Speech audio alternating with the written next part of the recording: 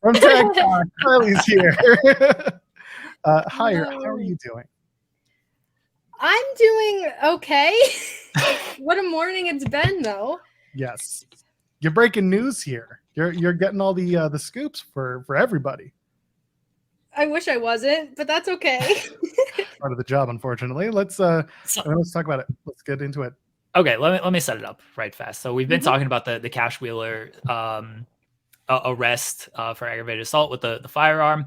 It literally came out while we were on the air, and Kiley has been on social media posting basically the timeline, the docket that's online, and then also your lawyer father has given you some insight to this as well. Yeah. So just to catch everybody up on the timeline of events when it comes to Cash. So per the docket and the records that are publicly available, there's some stuff that's confidential to protect him. But the incident happened on the 27th of July. On the 28th of July, there was a warrant issued for his arrest. And then on the 3rd of August, his lawyers appeared. He waived his arraignment. He did not appear. His lawyers appeared in his place, pled not guilty, did the basic, requesting stuff from the police, information on witnesses, so on and so forth, requesting a jury trial, all that kind of stuff. So that was August 3rd. And then fast forward today, August 18th, he appears, he, is arrested. He's formally booked, all that stuff, gets his mugshot, his fingerprints, and he has a hearing at 1:00. And so at the hearing, they'll decide bond, he'll pay his bond. And then also, if he's going to try to make it to All In or traveling out of state at all for AEW, he has to request that with the court. And that should also probably happen today at the hearing. So that was one of the questions I had coming out of this is when the news broke and we didn't have all this information just yet. I was like, oh, how does this affect All In right now? Because it seemed like you get arrested for a charge like this, you're probably not going to be able to leave the country. And then I saw you post the message from your dad that he basically has to file a motion to see if he could do it. And he's like, hey, this is what I need to do. This is the reason I need to do it. And it seems like it's still possible that he could wrestle it All In if this goes through. It is possible because the U.S. has an extradition treaty with the U.K. That's the only reason why it's possible. So he could request it in the courts. And again, because it's, the U.S. courts and things take a long time, he would probably have to do it today to get there for All In, to get approved in time to go to All In. I mean, the UK still technically reserves the right to reject him. And then you also have to question whether AEW wants to actually bring him and what kind of reaction that would get. Especially because this happened weeks ago. He pled not guilty weeks ago, August 3rd, and AEW, he's been on AEW TV. So I think fans are kind of questioning, did AEW know about this? Is AEW confident in him and just kept booking him because they're confident they know the full story that, fans don't know? Because the police haven't made a statement yet. And, Cash Wheeler himself hasn't made a statement yet about, his defense and what he believes happened. So there's so much up in the air. But if I'm AEW, I don't know if I'm bringing him to the UK with me. At that point, Jeremy and I kind of talked about it. There is a wrestling side to this. There is an entertainment side to this. What do you do? Do you just can the match entirely? Do you just move it to All Out? Do you replace Cash? What can happen in terms of the entertainment? Because unfortunately, that's still something that needs to be carried on with. Yeah. And presumably, you wouldn't want Cash Wheeler to still be, a champion during this, because he still, he pled not guilty, but he's still got to go through the legal process. He's got to go to trial. He has to do all these things. So that puts, of course, Dax in a weird spot where what do you do with Dax at that point? I mean, you could slot someone in there. People today were fantasy booking, Edge to AEW, and now all of a sudden this happened. So the natural response is, Edge. I mean, CM Punk, Dax has friends that you could put in that place. But I think ultimately the right move, if I was Tony Khan, is to strip the titles off of FTR and do Young Bucks versus someone in some kind of three-way situation and just crown new champions and then move FTR Bucks 3 down the line. If there ever is a time where they can do it, then.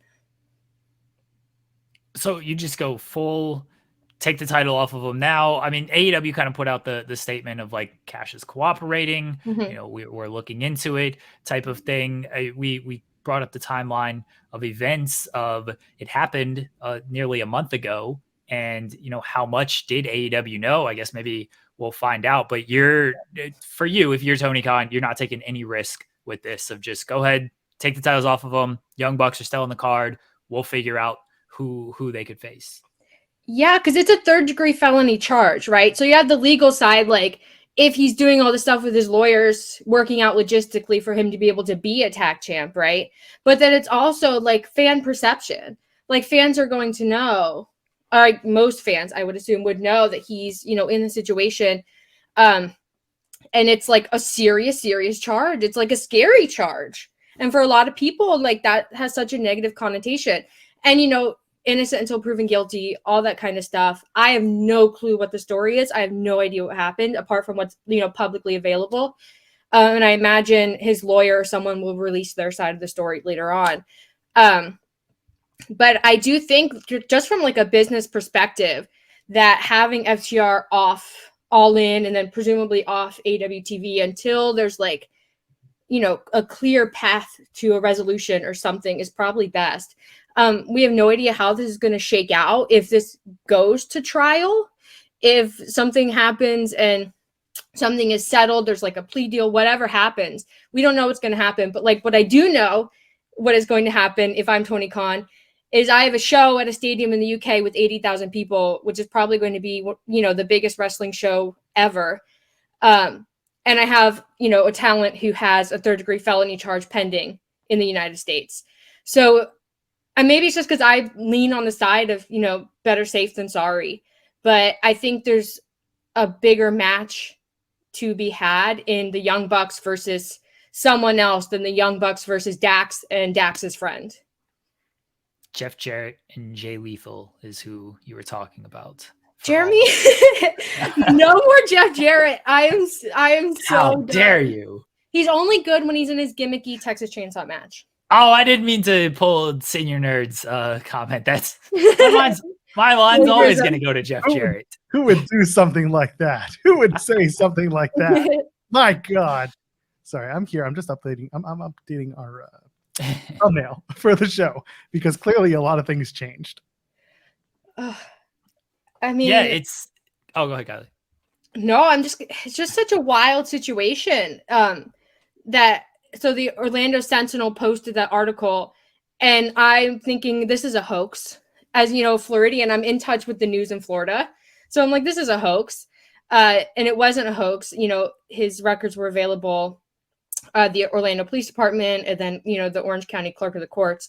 So AEW they're in a bind, and it's just AEW big pay-per-views, Forbidden Door, All In, they're cursed.